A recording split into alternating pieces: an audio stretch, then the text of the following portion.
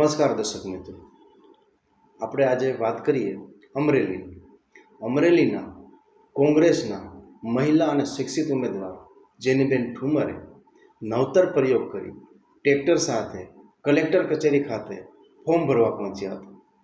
Form ભર્યા બાદ જેનીબેન ઠુમરે વિજયના શંખનાદ સાથે શું કહ્યું અમરેલી જિલ્લાના ખેડૂતો અને જનતાને જુઓ આ રિપોર્ટ।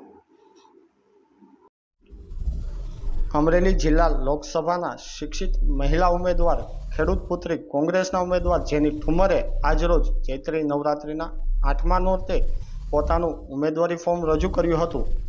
સવારે 9:30 કલાકે અમરેલી કુકાઓ રોડ પર આવેલ વિકે ફાર્મ પર કોંગ્રેસ અને આમ આદમી પાર્ટીના આગેવાનો અને કાર્યકર્તાઓના સ્નેહ મિલન બાદ કોંગ્રેસના ઉમેદવાર જેની ઠુમરે આજે ટ્રેક્ટર ચલાવી વિશાળ રેલી સાથે કલેક્ટર કચેરી ખાતે પહોંચ્યા હતા અને પોતાનું ઉમેદવારી ફોર્મ રજૂ કર્યું હતું। તો પરેશ ધાનાણી ટ્રેક્ટરમાં આગળ બેસી ગયા હતા, જાણે કહેતા હોય કે હું તમારો સારથી છું।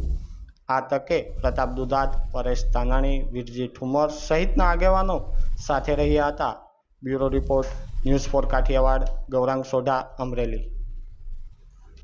ક્ષેત્રના ઉમેદવાર તરીકે કોંગ્રેસ પક્ષના શીર્ષ નેતૃત્વના આશીર્વાદ થકી અને અમરેલી જિલ્લાના તમામ જનજન થકી આશીર્વાદ થકી આજે ઉમેદવારી પત્ર ભર્યું છે, ત્યારે મને મારી જીતનો સંપૂર્ણ વિશ્વાસ છે। એટલા માટે કે જેની ઠુમર એ જીતીને સંસદ સભ્ય બનીને જાય એટલા માટે નહીં, પરંતુ અમરેલી જિલ્લાનો દરેકે દરેક મતદારની વેદના, પોતાની વેદના છે કે દિલ્હી સુધી એનો અવાજ બનીને જેની ઠુમર જીતીને જાય એના વિશ્વાસ સાથે આજે હું ઉમેદવારી પત્ર નોંધાયું છે।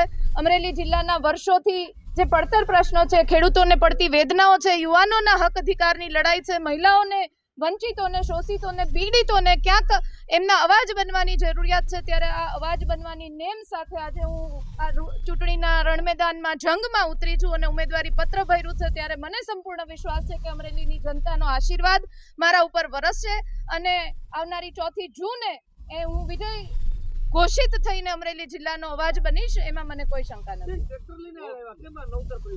નવતર પ્રયોગની કોઈ વાત નથી। ટ્રેક્ટર એ ખેડૂતોનું એક સિમ્બોલ કહી શકાય। ખેડૂતોને પડતી વેદનાઓ સ્વર્ગના સપના બતાવીને નરકમાં ધકેલવાનું કામ અને પાપ આ સરકાર જ્યારે ખેડૂતોને કરી રહી છે, ત્યારે એની અવાજ બનવાની તાતી જરૂરિયાત છે।